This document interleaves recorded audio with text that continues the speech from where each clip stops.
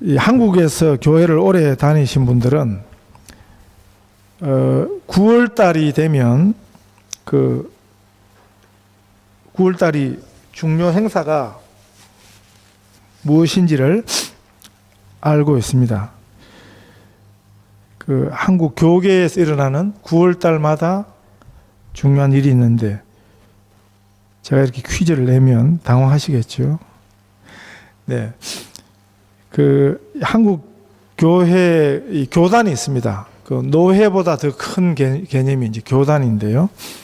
이제 그 교단들이 1년에 한 번씩 연례 총회를 모이는데 주로 이제 중요 교단들이 9월 달에 거의 총회를 모입니다. 심지어는 시드니에 있는 목사들도 그 한국에서 열리는 총회에 참석하기 위해서 가는 분들도 들어 있습니다. 이제 이 각 교단 총회라고 하는 곳은 그야말로 교단의 대표자들이 함께 모여가지고 그 회의를 하는데 이제 교단 총회가 모여서 뭘 하느냐, 이제 실제로 제일 중요한 일은 그 우리 성도들이 어떻게 하면 신앙생활을 더 잘할 수 있을까, 신앙생활을 하는데 어려움이 뭔가, 그 어려움을 어떻게 해결할 것인가, 이런 문제들을 가지고 사실 의논하는 건데요. 그래서 이제 교회 역사 속에서도 총회가 있었는가? 있습니다. 첫 번 총회가 사도행전 15장에 나오는데 그걸 보고 그 예루살렘에서 모였거든요. 사도들을 중심으로 예루살렘에서 모여가지고 그 총회를 하는데 그걸 이제 예루살렘 총회 또는 예루살렘 공의회 이렇게 불러요.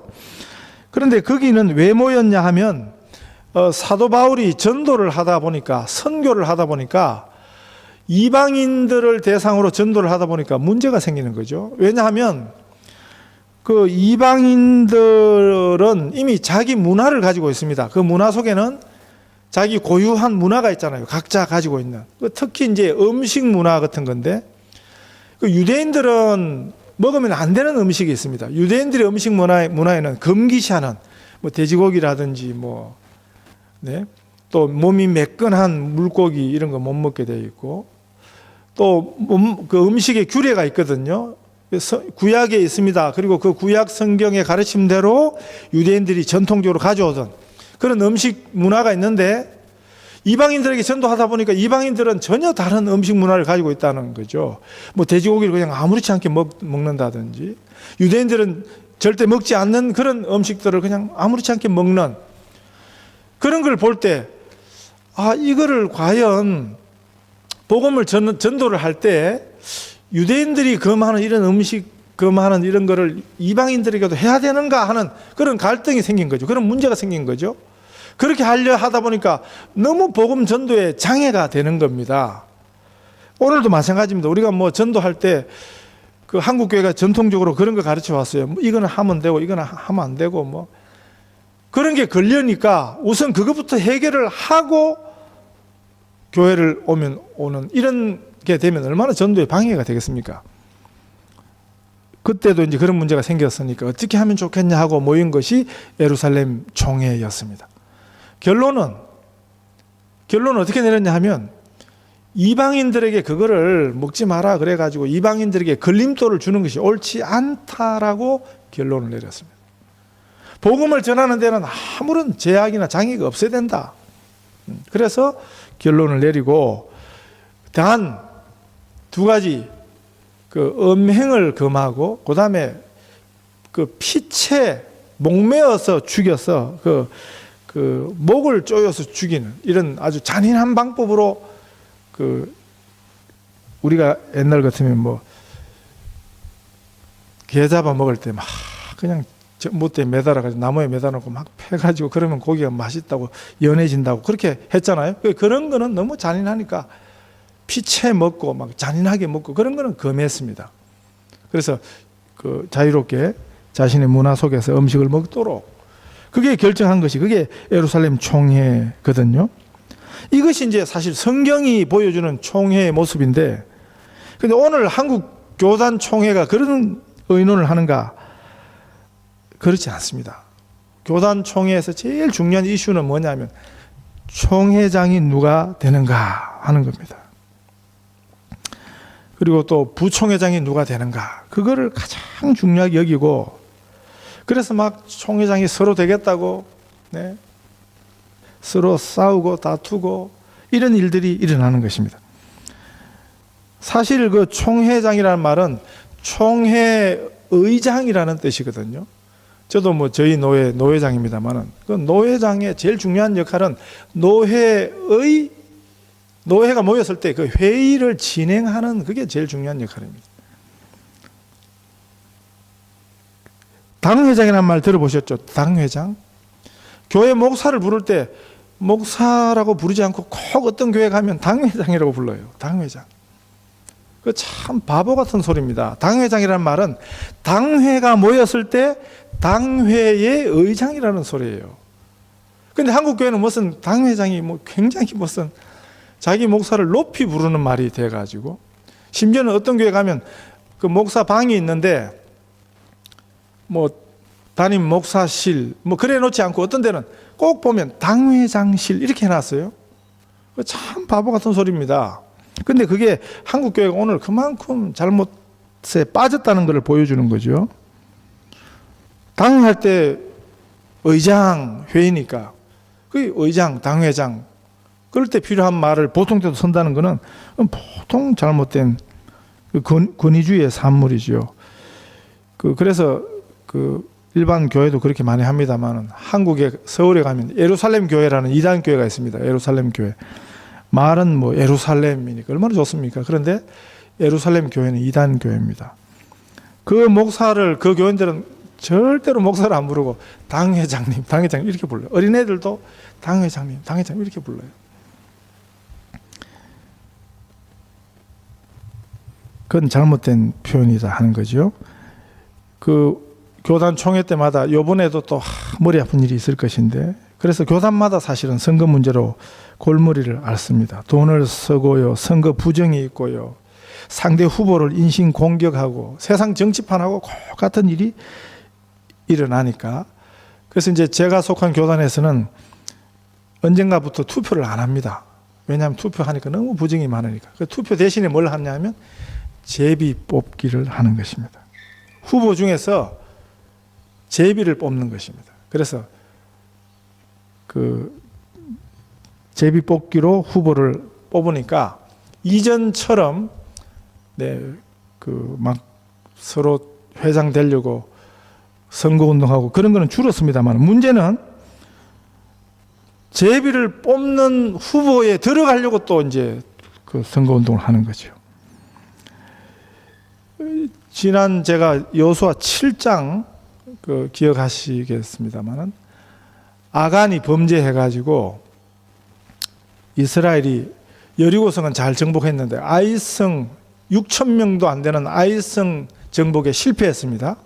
그 내면에는 아간이라는 사람이 몰래 탈취물을 숨겨놨다가 그것 때문에 이스라엘이 아이성 전투에 실패했죠.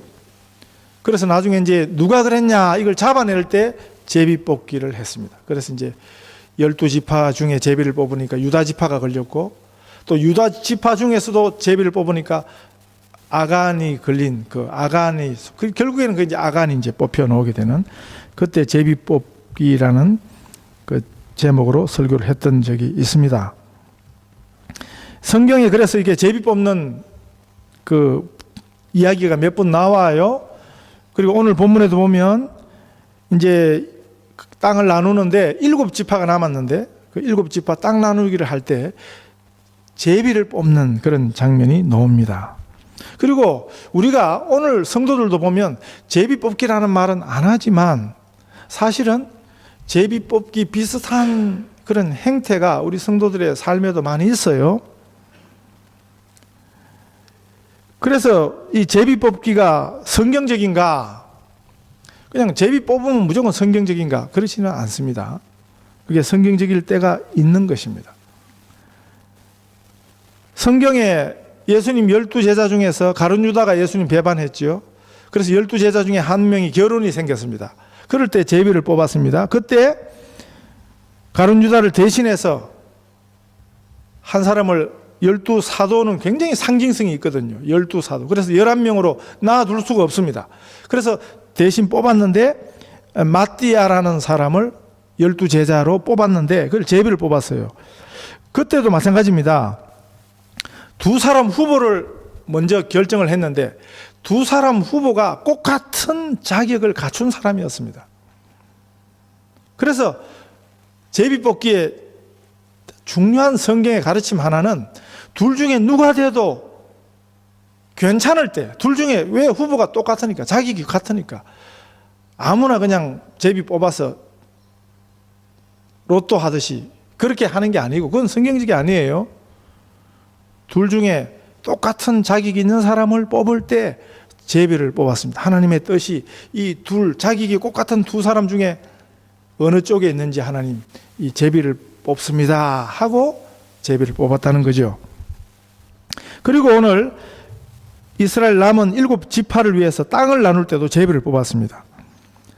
그 당시에 7부분으로 땅을 나누는데 뭐 오늘처럼 정확한 무슨 계측기가 있는 것도 아니고요.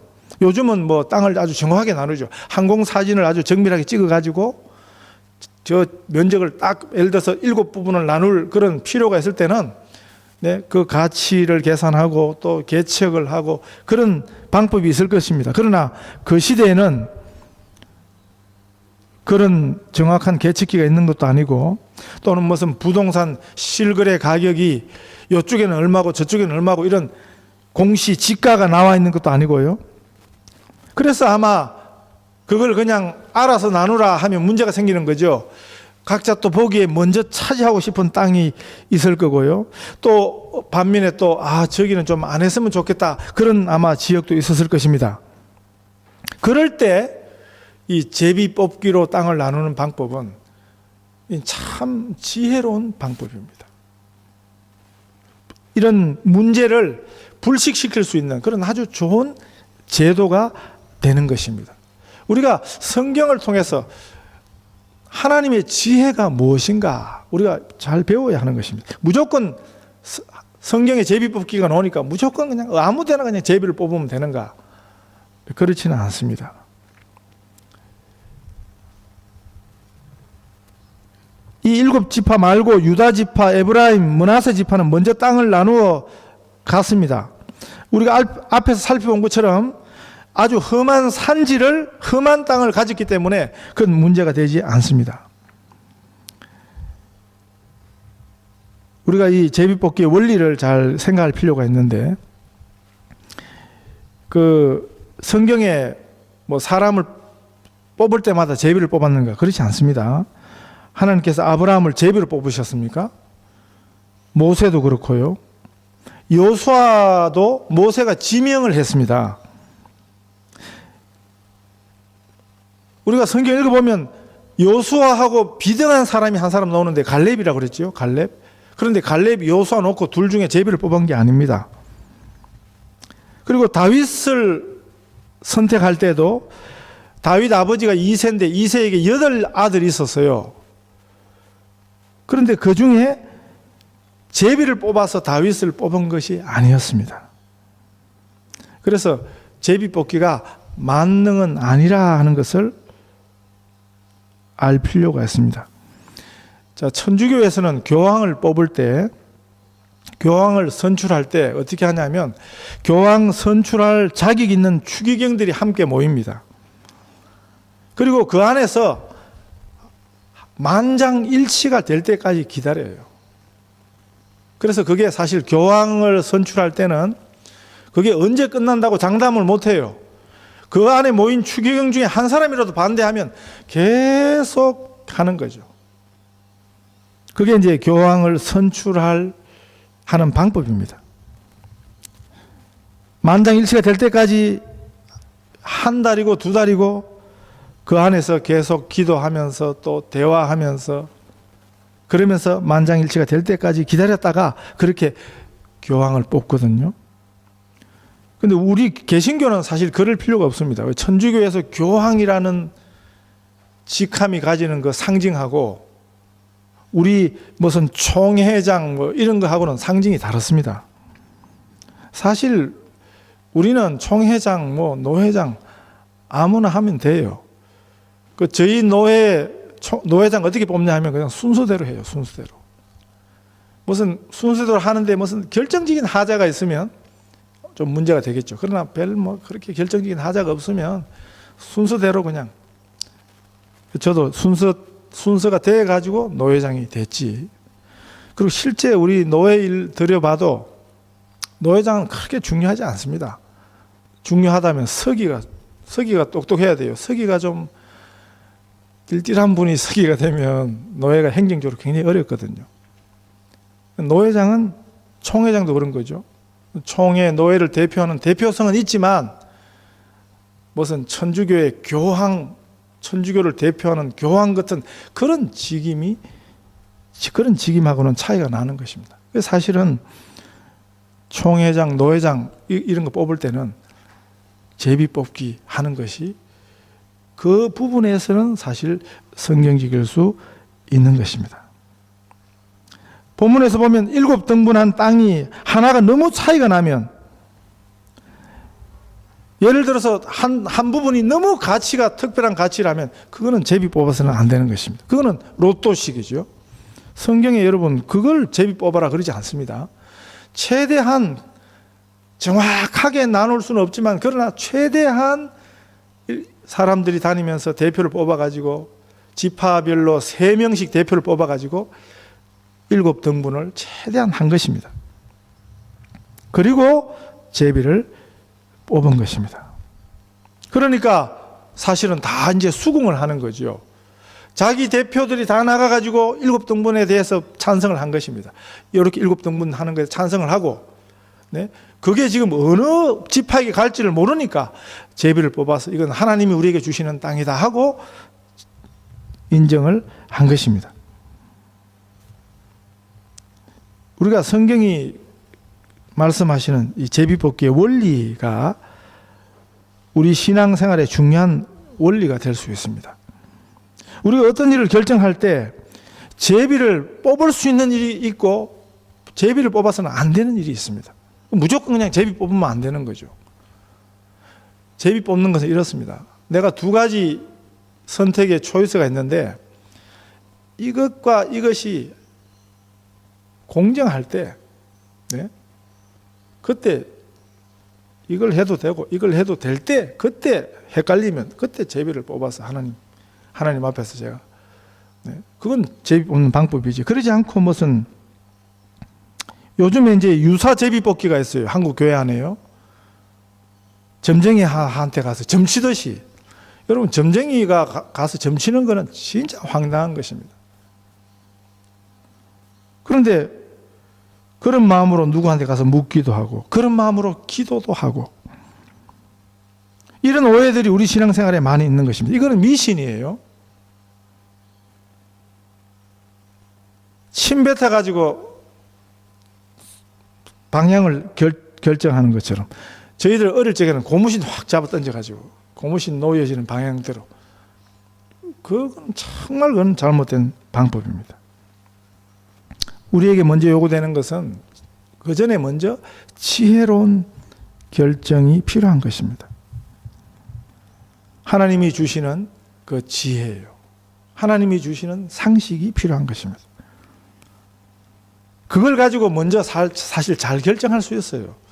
그런데도 헷갈릴 때, 그때 우리가 제비뽑기가 필요하겠지요. 어떤 교회에서는 목사님이 은퇴하시고 새 담임 목사를 구하는데 우선 자격 있는 후보를 압축을 했습니다.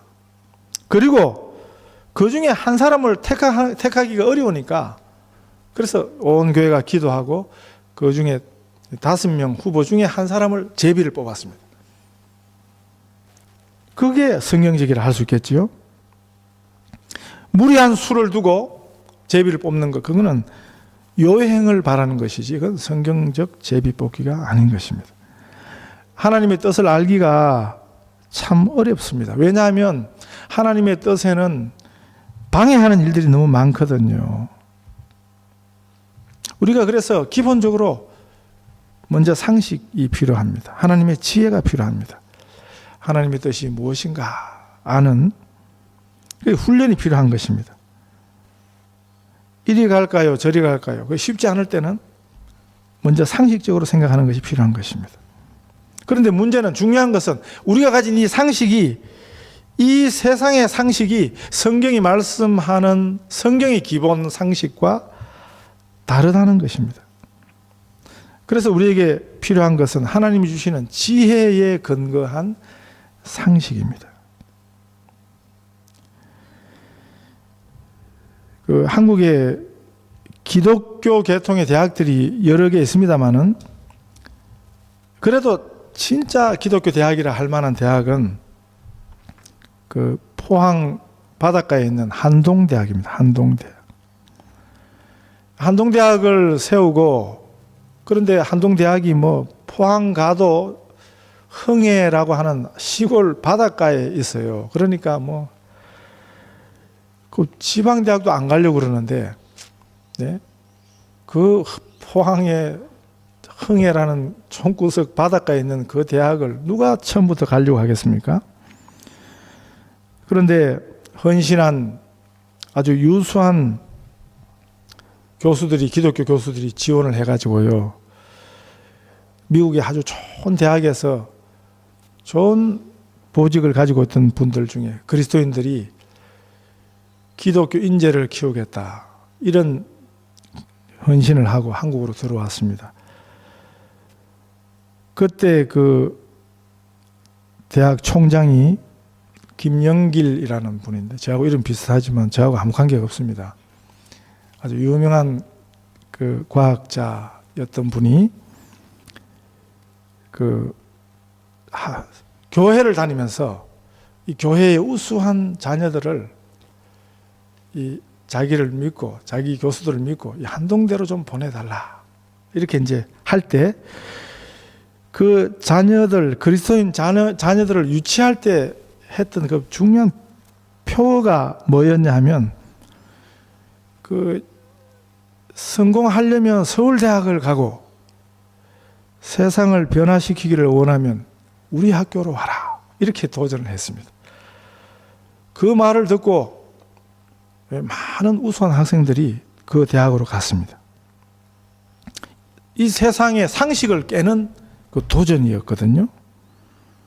이 세상의 상식을 깨는, 이 세상의 상식을 뛰어넘는 그런 도전이었습니다.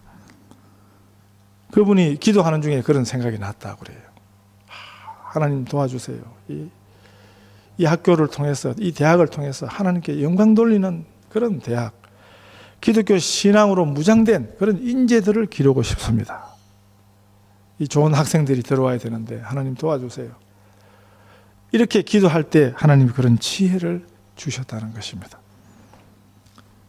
예수님의 십자가가 이 세상 지혜자들에게는, 다른 말로 하면 이 세상 상식으로 십자가를 보면 그건 어리석은 것이라 그랬거든요. 그러나 하나님의 지혜로 보면 십자가는 우리 구원의 비밀입니다. 신비인 것입니다. 참으로 놀라운 하나님의 구원 처방입니다. 십자가를 알면 우리가 하나님의 지혜를 배울 수 있습니다. 이스라엘 자손들이 땅을 나누어 갖는 일은 무슨 마술적이거나 기계적인 제비뽑기가 아니었습니다. 제비를 잘 뽑았으면 운이 좋았고, 그러지 못하면 세상 말로 재수가 아주 없는 그런 제비뽑기가 아니었습니다. 그 지파가 제비 뽑아서 나누어 갖는 그 각자의 분깃이 하나님이 그들에게 주신 것이었습니다. 그걸 믿는 것입니다. 다른 지파가 뽑은 것을 쳐다볼 그런 일이 없었습니다. 비교할 일이 없었습니다. 오직 믿음으로 하나님이 우리에게 주신 것은 이 땅이다 하는 그런 기업임을 믿고 감사하는 것이, 그렇게 제비 뽑아서 땅을 얻은 그들이 할 일이었습니다. 다른 사람이 얻은 것이 아니고 내게 주신 그 기업, 분깃, 이 사명을 믿음으로 받아들이는 이 일이 필요한 것입니다. 우리 인생의 선택에서 하나님이 원하시고 기뻐하시는, 우리가 바로 그 길에 설 수 있는 그런 소원이 있어야겠습니다. 그런 마음이 있어야겠습니다. 오늘 땅을 나누어 갖는 이 제비뽑기의 이 중요한 원리를 잘 이해하실 수 있기를 바랍니다. 그래서 정말 우리가 순간순간 선택이 필요한 그 선택에 실제 제비를 꼭 안 뽑아도 그 하나님이 원하시는 그 길을 믿음으로 확신 중에 선택하고 가실 수 있는 우리 성도들이 다 되시기를 축복합니다.